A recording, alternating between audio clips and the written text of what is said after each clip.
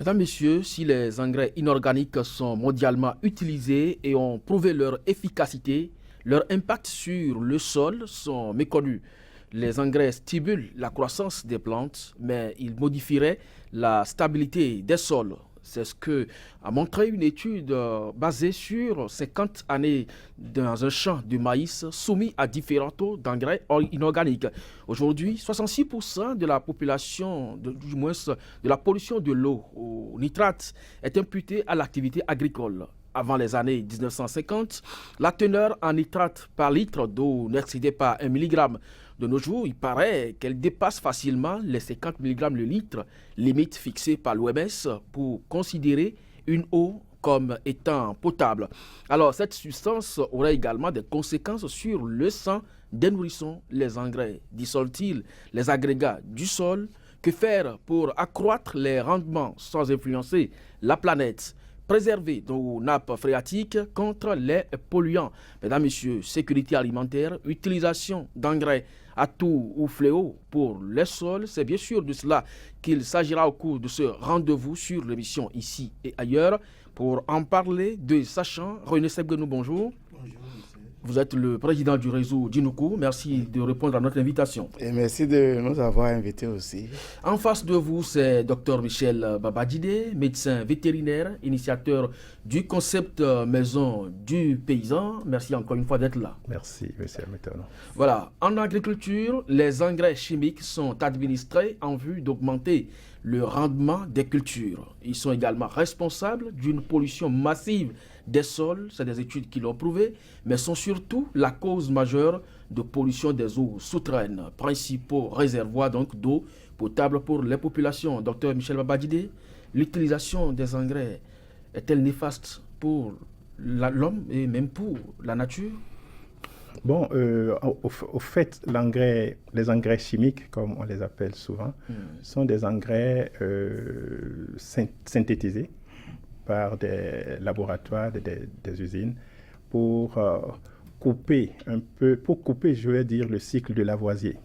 Lavoisier, Pascal, disait que rien ne se crée, rien ne se perd, tout se transforme.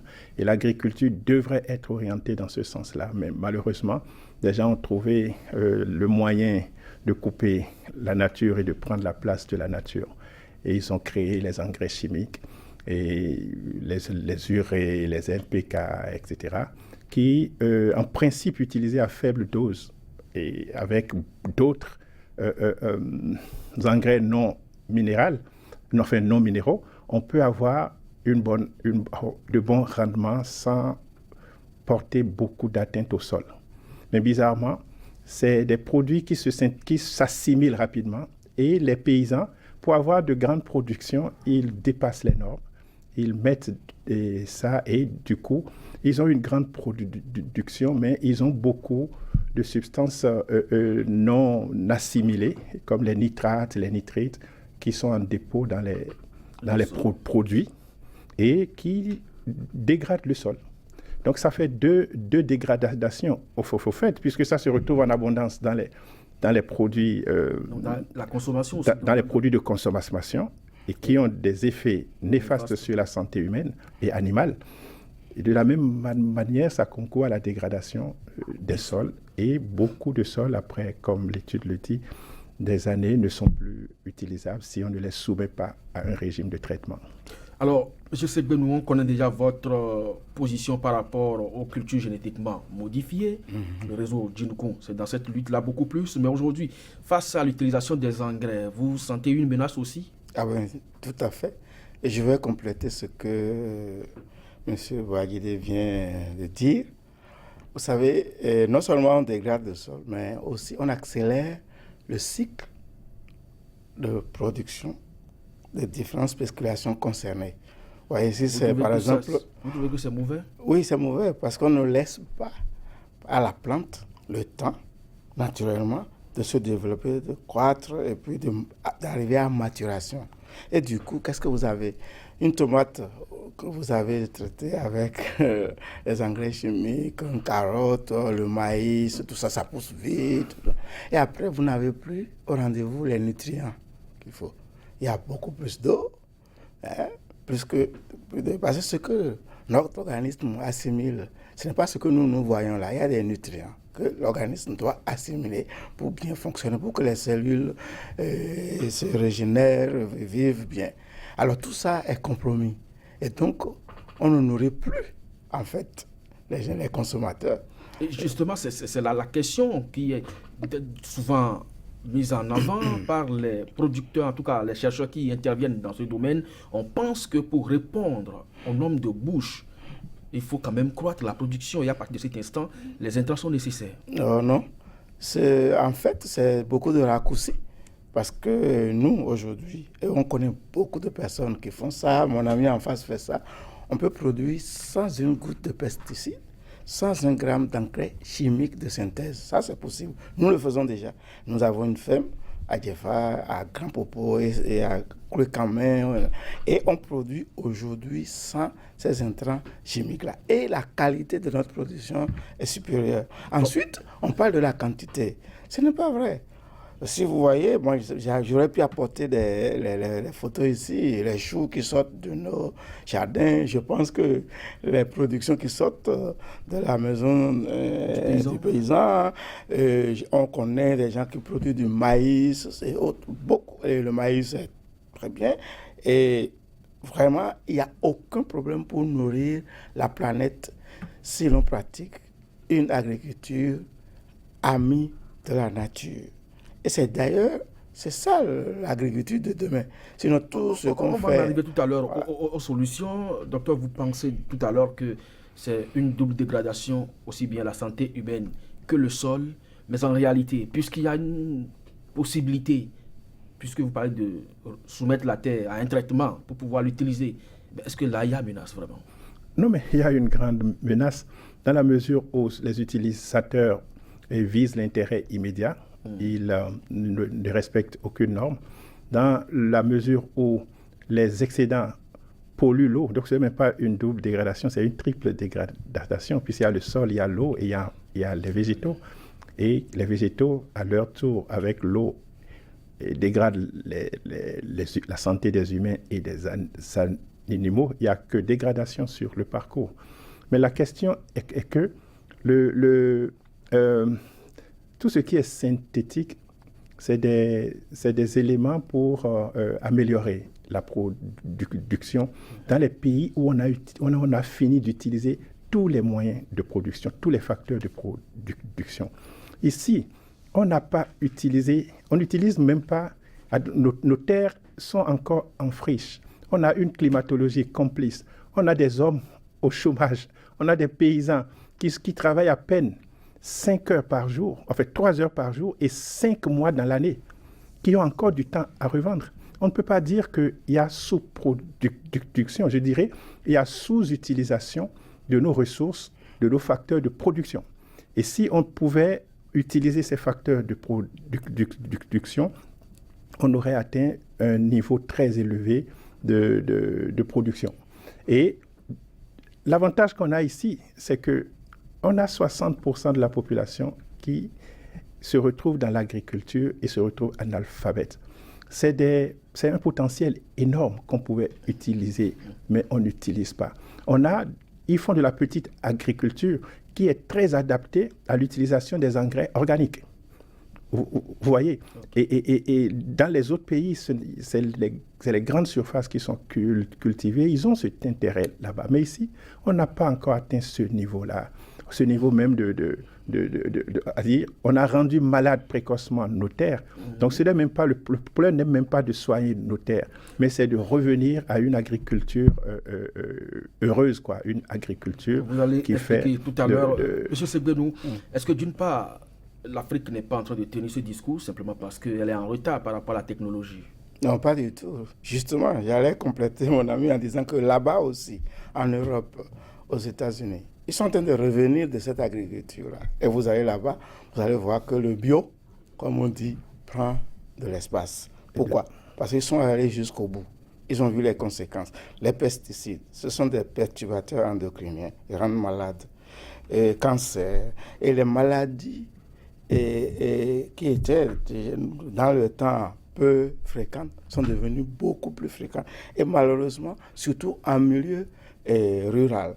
Et c'est pourquoi, là-bas aussi, ils ont vu que ça ne va pas. Et tous les nouveaux programmes ou les nouvelles politiques agricoles tendent à réduire fortement l'utilisation de ces intrants chimiques-là.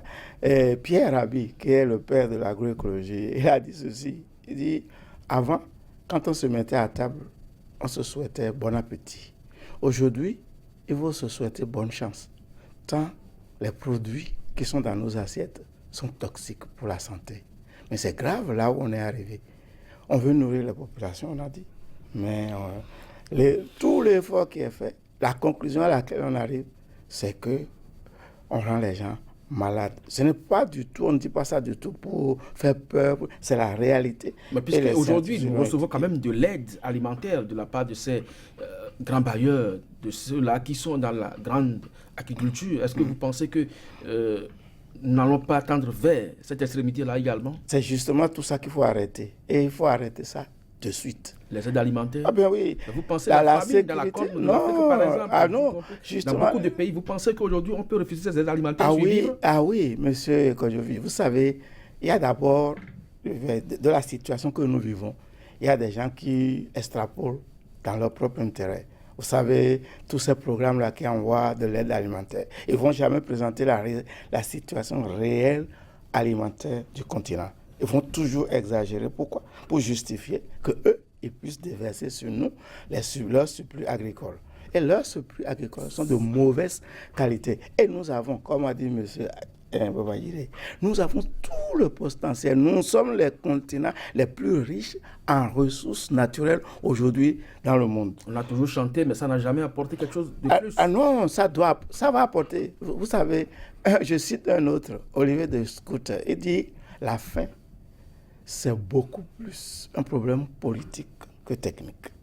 Nous avons aujourd'hui les solutions, nous avons les techniques. Lui, il propose des solutions pour régler, et des solutions valables et des solutions efficaces. Quand est-ce que les décideurs politiques vont être réalistes? Et regardez, parce qu'il dit, mais là où nous allons faire le point, où est-ce que nous allons? Parce que le tout n'est pas de dire on nourrit la population. La sécurité. D'ailleurs, nous ne parlons pas de sécurité alimentaire, nous parlons de souveraineté alimentaire. C'est ça que nous devons faire. Produire ce que nous mangeons. Décider de ce que nous allons manger. Aujourd'hui, en grande partie, pas quand même pour tout, en grande partie, nous mangeons ce que nous ne produisons pas, ce qui n'est pas du tout à notre avantage. Regardez, tout le monde rural, prêt à travailler pour produire, c'est là. Et nous importons énormément de pâtes alimentaires, on importe des concentrés de tomates. Notre économie va dans le mauvais sens. Et nous devons prendre conscience de ça, revenir chez nous, utiliser tous les moyens, toutes les ressources que nous avons. Et il n'y a personne qui peut faire mieux que nous-mêmes dans cette affaire. Dr Babajide, oui. Vous le disiez tout à l'heure, l'Afrique est riche, elle a les potentialités nécessaires et techniques culturelles pour pouvoir donc faire face à ses besoins. Est-ce que vous ne pensez vraiment que c'est le retard technologique du continent qui vous fait réfléchir de cette façon? Non. Le retard technologique souvent est lié à une abondance naturelle. Donc cette abondance naturelle dont l'Afrique a hérité au cours de son histoire géologique a fait de l'Afrique retardée sur le plan technologique. Mais elle n'était pas affamée. Avant les indépendances, on avait une souveraineté alimentaire, on avait une autosuffisance alimentaire. C'est le contact qui a créé le déséquilibre. Le déséquilibre parce qu'on a déplacé l'ordre des choses. On nous a mis la nourriture devant, quoi. On nous a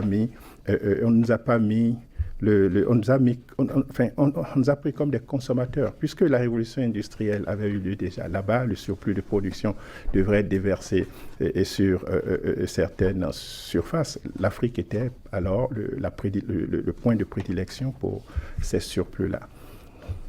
On en est là encore avec... Après l'indépendance, je crois, on est déjà à combien d'années après les indépendances? On est déjà à près de 60 ans après les indépendances. Ouais, on est encore là. Pourquoi? C'est parce que rien n'a changé. Quand tu vois l'administration coloniale, c'est elle qui est encore là. jusqu'à ce jour-là. On n'a jamais eu une administration de développement réel, quoi. On n'a jamais pensé utiliser le potentiel qu'on a pour créer de la richesse. Mais on a surtout pensé à l'aide au développement. Que les gens nous mettent devant pour nous tuer économiquement, quoi. Parce que l'aide au développement, je dis, qui peut se lever de sa maison le matin et aller chercher, et donner la popote dans la maison du voisin et venir manger dans sa propre maison tous les jours? C'est pas logique. Tu comprends? Et qui peut venir chercher les enfants d'un autre village, venir les scolariser, les doter de diplômes et les ramener à leurs parents pour dire servez-les. Tu comprends? Il y a eu tout un arsenal de dons, de trucs déguisés qui ont fait de nous ce que nous sommes aujourd'hui. Il faut qu'on prenne conscience. Il faut que les dirigeants prennent conscience que leur état, leur logique de mendiant ne peut pas organiser la production agricole. Vous n'avez jamais vu un mendiant avoir de champ? Un mendiant ne peut jamais avoir d'élevage. Donc, comme ils sont dans cette logique de mendicité et où on attend que plus de la moitié du budget vienne de là-bas, on ne peut pas comprendre que si chaque paysan béninois peut-être apportait 100 poulets supplémentaires, 100 poulets supplémentaires, je dis si 5 millions de paysans apportent 100 poulets supplémentaires, ça fait 1000 milliards. Tout de suite, quoi. C'est-à-dire, c'est des choses simples. Si chaque paysan pouvait apporter 1 tonne de maïs supplémentaire, si chaque paysan pouvait apporter 1 tonne de haricots supplémentaires, c'est ça qui fera notre richesse et ça va nous permettre, pourquoi pas. Je dis que les gens ne travaillent que 3 heures par jour. Nous n'avons pas assez de terres cultivables. Les terres, on utilise à peine les 20%, les 20% de nos terres cultivables. On a, je dis, les paysans qui font l'agriculture utilisent juste 3 heures par jour pour travailler et 5 mois dans l'année. 5 mois dans l'année. Il y a 7 mois qui sont libres. Et là, le problème est simple.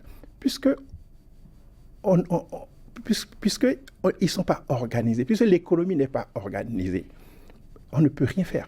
Le financement de l'agriculture se pose. Ça se pose. L'organisation de l'agriculture s'impose. Ce n'est même pas le financement, l'organisation de l'agriculture. De quelle agriculture nous voulons rêver? Est-ce que nous voulons nourrir le Bénin seulement? Est-ce que nous voulons nourrir la sous-région? Tu vois, c'est là où on doit quitter la logique de se nourrir pour rentrer dans la logique de nourrir. Dès que la logique devient nourrir, on peut rêver faire 10 000 hectares, 100 000 hectares. On fixe la production et on organise les gens pour atteindre cette production. C'est ce qui se fait pour le coton depuis des années et on a des récoltes formidables. Pourquoi on ne peut pas faire la même organisation pour le maïs, pour le haricot, pour le riz, pour le niébé, pour le manioc, pour l'igname, pour la patate, pour le poulet, pour le lapin, pour le bœuf, pour les moutons, alors que on a des gens qui chôment. On a de l'herbe et on a de l'herbe et on n'a pas d'animaux à nourrir. On a des gens au chômage et on dit qu'on n'a pas atteint l'autosuffisance alimentaire. On a des agronomes et des vétérinaires au chômage et on dit qu'on n'a pas atteint l'autosuffisance alimentaire. Mais donnez-leur des fermes, construisez-leur des fermes, ils vont rembourser. Parce qu'une production agricole, ce n'est pas de la blague. C'est 10 000% de rendement.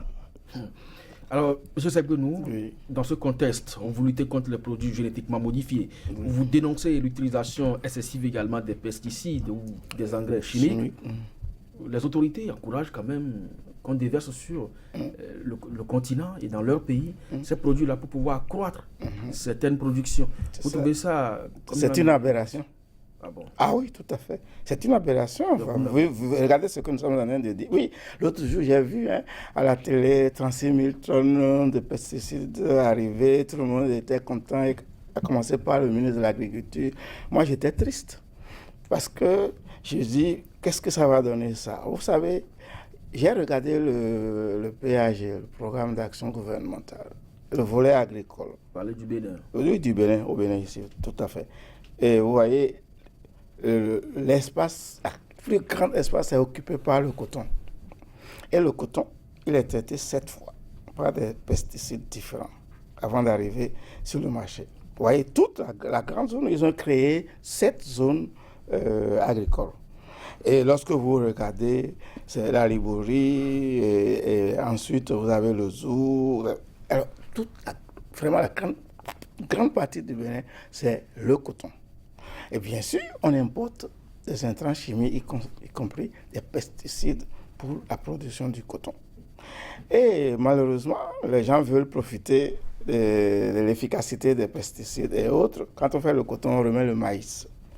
Et le maïs qui sort de là, c'est du maïs pollué. Vous voyez? Et donc, du coup, le progrès qu'on veut obtenir, en fait, est obéré par beaucoup de choses. J'aimerais bien que l'on puisse étudier aujourd'hui ce qui se passe dans les zones de production cotonnière. Les gens ne peuvent plus avoir de la nourriture saine, c'est grave. Vous voyez? Et ensuite, les terres sont détruites. Ce que nous avons dit tout à l'heure, les terres sont détruites. Vous allez dans les zones de Banikwara et autres, les terres agricoles sont détruites parce que quand on utilise beaucoup d'intrants chimiques, on détruit la structure du sol. Et quand vous avez détruit la structure du sol, et puis bien sûr, l'année qui suit, vous allez utiliser encore beaucoup plus d'intrants chimiques. Vous voyez, c'est l'escalade. Et ça, on va droit dans le mur. Alors qu'il est tout à fait possible aussi de cultiver du coton, et bien, sans pesticides et sans engrais chimiques de synthèse. Attention, ce coton-là, il est même prisé sur le marché. Mais pourquoi on ne s'assied pas? On dit, bon, nous voulons produire, nous voulons aussi nourrir, comme dit mon vis-à-vis, nous voulons nourrir. Alors, on prend la décision. Le coton biologique est demandé sur le marché. Et on dit, on produit moins, on gagne plus. Et du coup, on préserve le sol, on préserve la santé des producteurs, parce que les producteurs qui utilisent ces intrants-là, ils s'empoisonnent. On préserve la santé des populations, on préserve la santé des animaux. Et ce n'est pas seulement ici. Je reviens d'un voyage. Je suis allé en Côte d'Ivoire. Je suis allé jusqu'à Korogo, dans les villages. Ils produisent beaucoup de coton. Mais le paysan avec qui j'ai parlé, qu'est-ce qu'il a constaté? Le mil pousse, mais ce n'est plus du mil. Parce qu'après avoir utilisé les intrants chimiques, on met le mil. Il dit, mon mil là, il pousse, il est grand, il devient blanc, et je n'ai plus de mil pour manger. Mais pourquoi ne pas rationnellement s'asseoir, penser à une politique agricole? Parce que le diable est dans les détails. On crie, nous allons importer, mais comment fait-on cette agriculture-là? Est-ce qu'on fait une agriculture, comme il a dit, heureuse, et nous tous, nous en bénéficions, ou on fait une agriculture, j'allais dire malheureuse, et donc nous mettons en danger tout dans notre pays. Et c'est déjà là, aujourd'hui. Docteur Babadjide, lorsqu'on sait que, lorsque vous prenez par exemple le cas du Bénin, la région citée par M. Segbedou, c'est là où la plupart des cours d'eau prennent leur source. Ça veut dire que les nappes phréatiques aussi sont en danger? Oui, mais c'est ça, c'est direct. Ça veut dire que toute la population béninoise est exposée. Tout est dégradé par les engrais chimiques. Ils savent, tout le monde sait.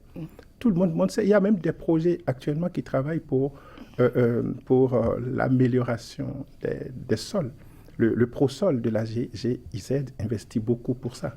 Et c'est dans les zones de l'Atakora Donga, du Borgo à Libori, que le truc est plus accéléré. Les zones cotonnières, cette année, Banikwara sera prise en compte dans ce projet-là. Et parce que la terre est totalement dégradée. Et c'est la plus grande zone cotonnière du Bénin. Donc le problème, et quand on parle de dégradation du sol, on ne parle plus de l'eau, on ne parle plus de l'air, on ne parle plus de la santé humaine, on ne parle plus peut plus parler de la santé animale. Donc c'est tout un problème. Mais il faudrait que les politiques décident enfin d'organiser la production. Tant qu'on ne va pas organiser la production, moi je m'attendais à ce que le président actuel, dès qu'il est arrivé, qu'on fasse des études pour voir quelle quantité d'huile de palme, par exemple, nous utilisons ici au Bénin et quel est le gap que l'importation apporte. Quelle est la quantité de riz que nous utilisons? Quelle est la quantité du haricot, de poulet? Et quel objectif de production on allait se fixer pour au moins satisfaire le marché national? Et là, pour mettre les jeunes au travail, pour mettre les paysans encore au travail. Mais je n'ai pas vu, je dis souvent, le paysan qui veut passer d'un quart d'hectare à 2 hectares de production, qu'est-ce qu'il peut faire maintenant, quoi? Qu'est-ce que le PAG propose pour lui? Alors, celui qui veut passer de 100 poulets à 1000 poulets, qu'est-ce qu'on fait pour lui? Mais les gens dorment, alors que l'économie est en péril. Je dis, il faut qu'on organise l'économie. L'économie, ce n'est pas ça. Ce n'est pas ce qu'on est en train de faire là. On est en train d'hypothéquer l'avenir de nos enfants parce que la génération actuelle est une génération dormante, est une génération qui se repose plus. Et tout ça va rejaillir sur les générations futures. On va commencer par évoquer donc les solutions. Selon le directeur général de la FAO, de l'Organisation des Nations Unies pour l'alimentation et l'agriculture, il semble impossible de nourrir une population de 6 milliards, voire bientôt 9 milliards d'ici l'horizon 2050 sans intrants chimiques. Non, mais nourrissons d'abord notre population. Si chaque pays pouvait déjà nourrir sa population en organisant son agriculture et en exportant le surplus d'une bonne production vers les pays où on n'a pas pu atteindre la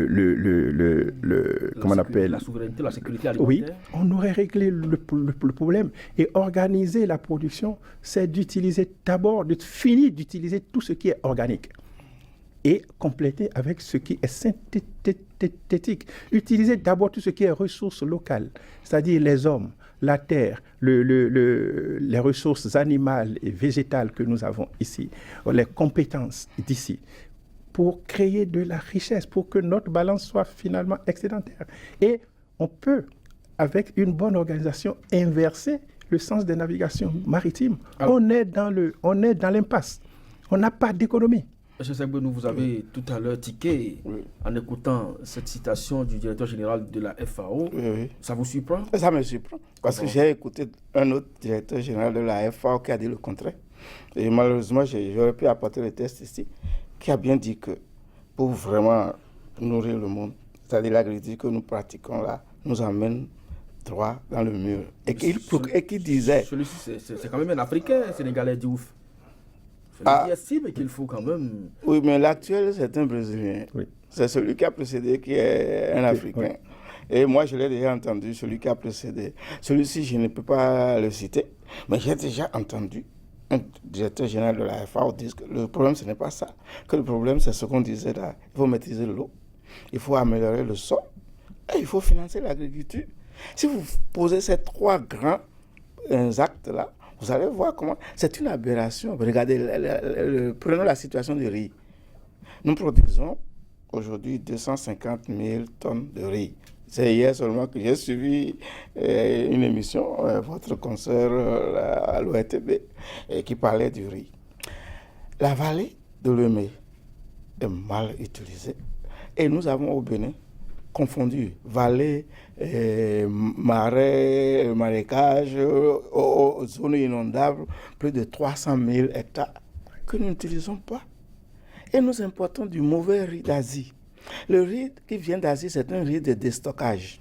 C'est-à-dire que les gens n'en veulent plus et ils nous envoient ça. C'est pourquoi d'ailleurs c'est moins cher que le riz qui est produit ici.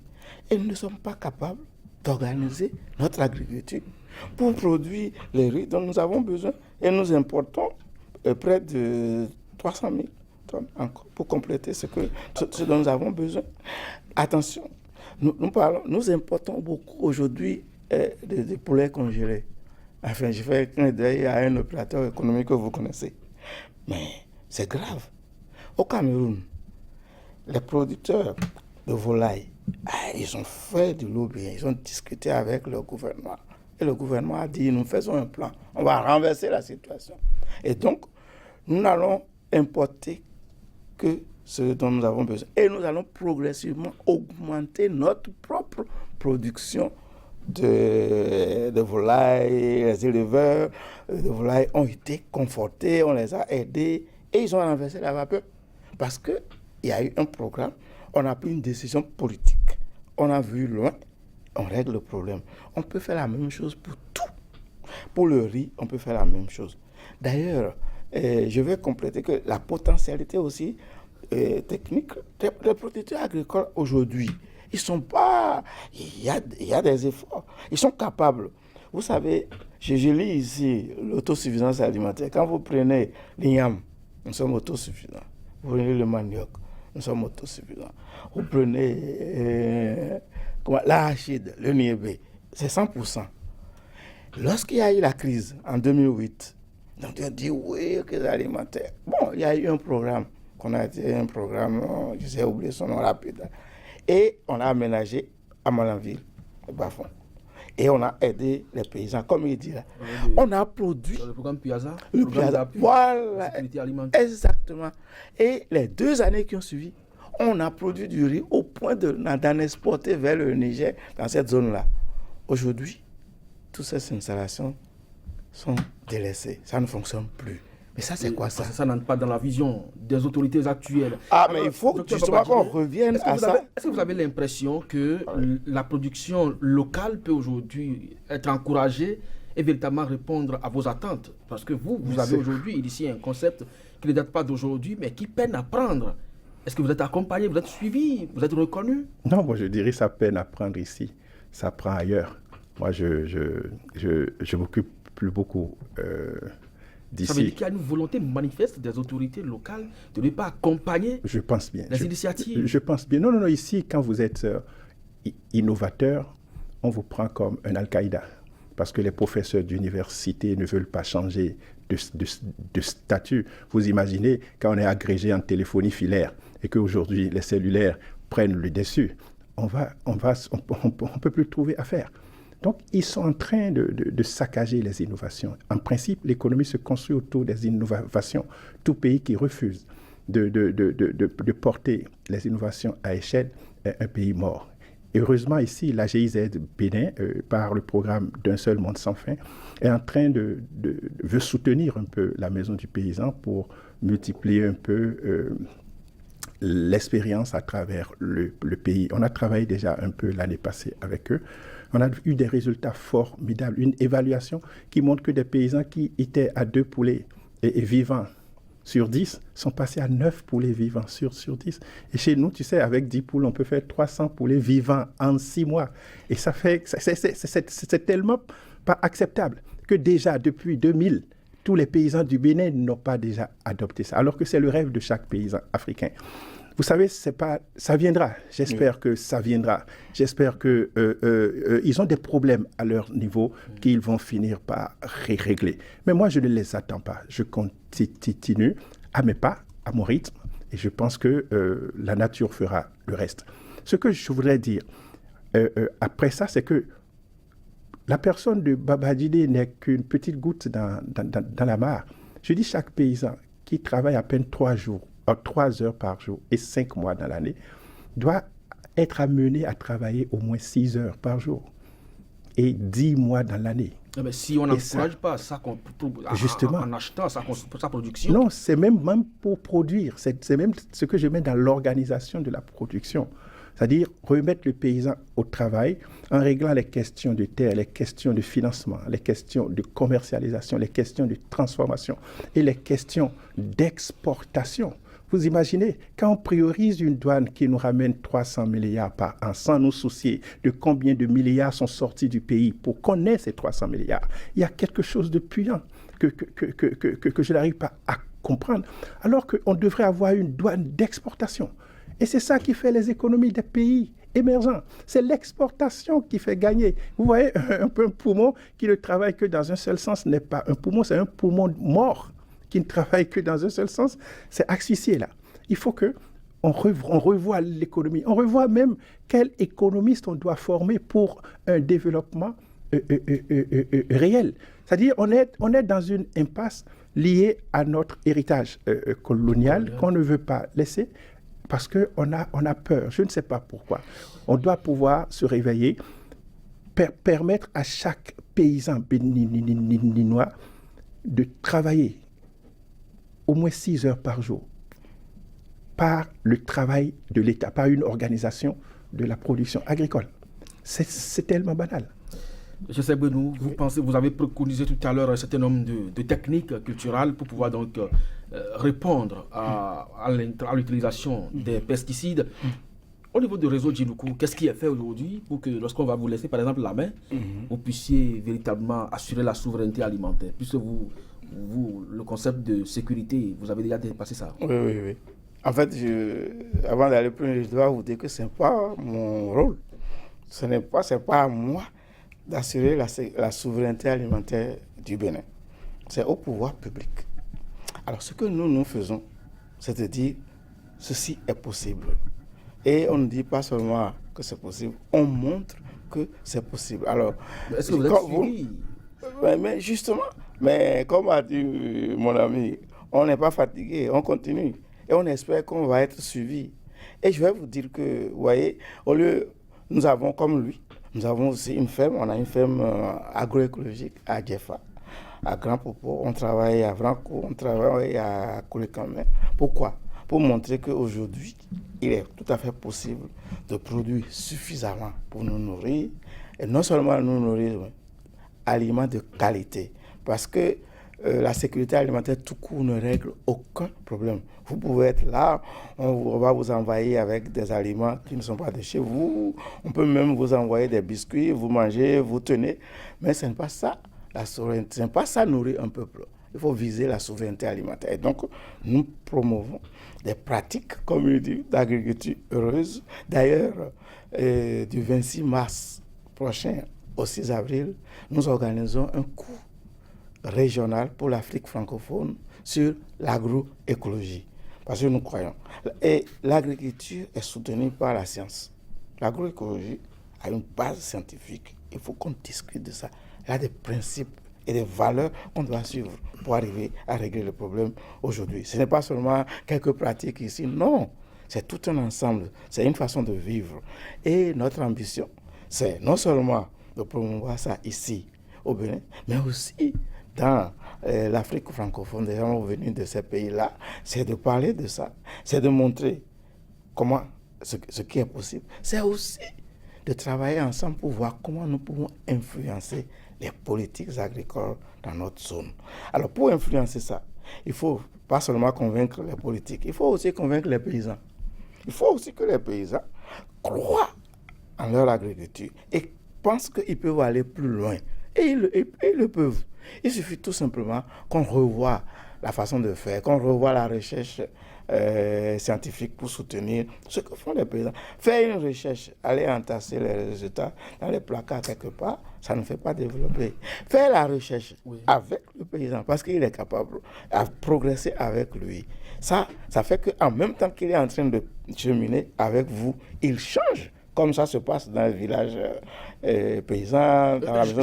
Il change en même temps sa pratique. Et nous, vous voyez, nous faisons ça parce que l'autre hypothèse que nous avons, c'est que s'il y a de plus en plus de paysans qui croient à ça, leurs demandes vont amener les décideurs politiques aussi à changer.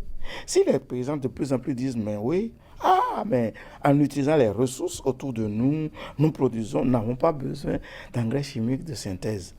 Mais les demandes vont commencer à changer.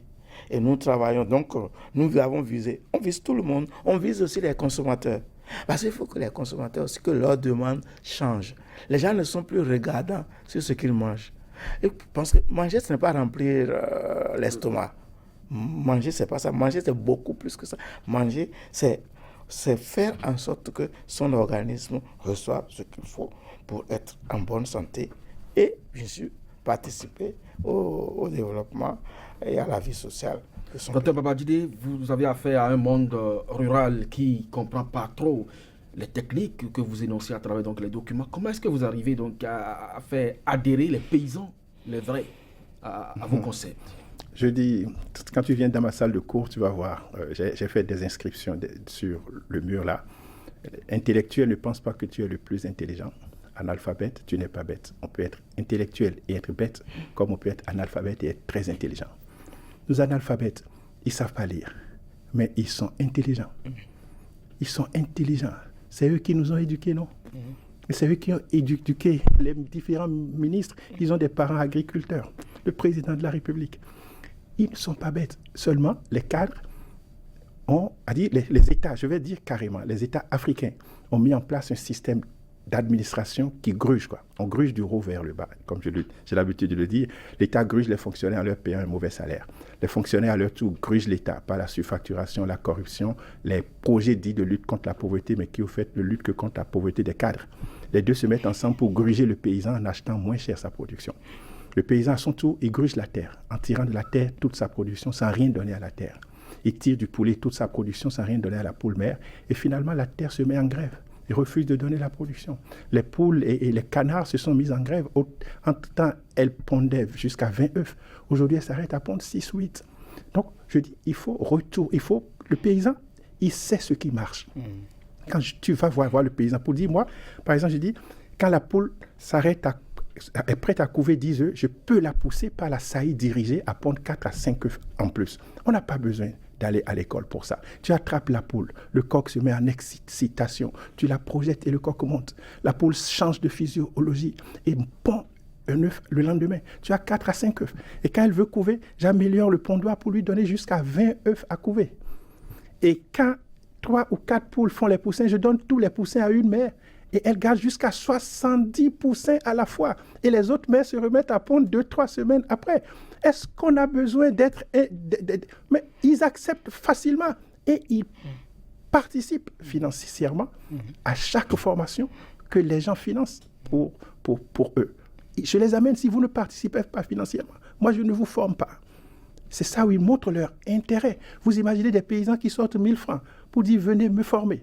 Et dans le village, j'ai 40, j'ai 50 paysans à la fois qui adhèrent en payant de l'argent. Ils ne sont pas cons. Mais quand l'ingénieur agronome arrive les voir pour leur dire, vous voyez, il vous faut 20 cm entre les lignes de maïs, le paysan le regarde parce que le paysan ne travaille pas avec un tracteur. Il n'utilise pas l'herbicide. Il va penser à son épaule qui fait près de 45-50 cm. Comment une épaule pareille peut passer entre 2 lignes de maïs de 15-20 cm? Ce n'est pas possible. Donc, les connaissances qu'on vient donner aux paysans sont inadaptées. Les paysans sont dans une autre logique.